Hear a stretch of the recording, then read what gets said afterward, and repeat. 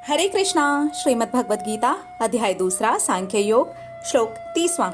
देहि नित्यं वद्योऽयं देहे सर्वस्य भारत, तस्मात् सर्वाणि भूतानि न त्वं शोचितुम् अर्हसि।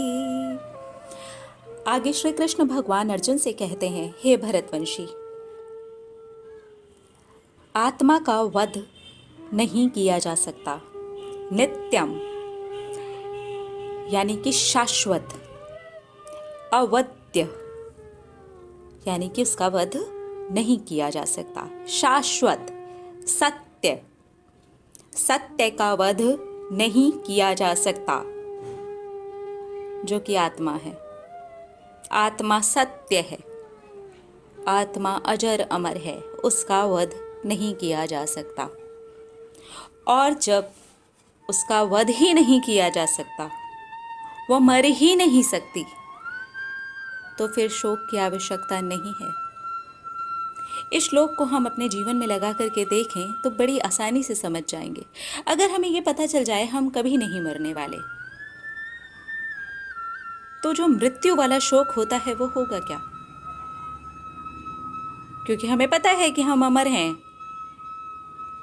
ऐसे ही किसी भी चीज़ को अगर हम लेकर के चलते हैं और हमें पता है ये कभी नहीं समाप्त होने वाली, तो उसका शोक होगा क्या? उसका शोक नहीं होगा, क्योंकि वो क्लियर है हमारे दिमाग में, वो अच्छे से क्लियर है कि ये अमर है, ये हमेशा ऐसे के ऐसे ही रहने वाली है। चाहे फिर वो कोई भी चीज़ हो, सिर्फ जीवन ही नहीं, कोई भी रिश्ता हो, कोई नौकरी हो, कोई इच्छा हो, और उसको देख करके हमें लगता हो ये पूरी हो चुकी है और ये हमेशा ऐसे के ऐसे रहने वाली है, तो शोक नहीं होगा। हमें भी लगेगा कि शोक की आवश्यकता क्या है। यहाँ पर कहा गया है नित्यम अवद्य, शाश्वत का वध नहीं किया जा सकता, सत्य का वध नहीं किया जा सकता, आत्मा का वध नहीं किया जा सकता, यानी कि उसे मारा नहीं जा सकता। यहाँ पर ना हम बहुत सारी चीज़ों को एक साथ समझ सकते हैं।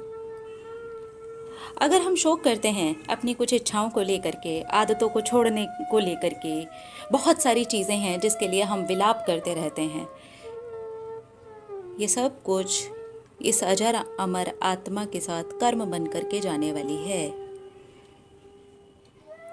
दूसरी भी आत्माएं जो हैं वो सब अजर अमर हैं, सब एक ही हैं।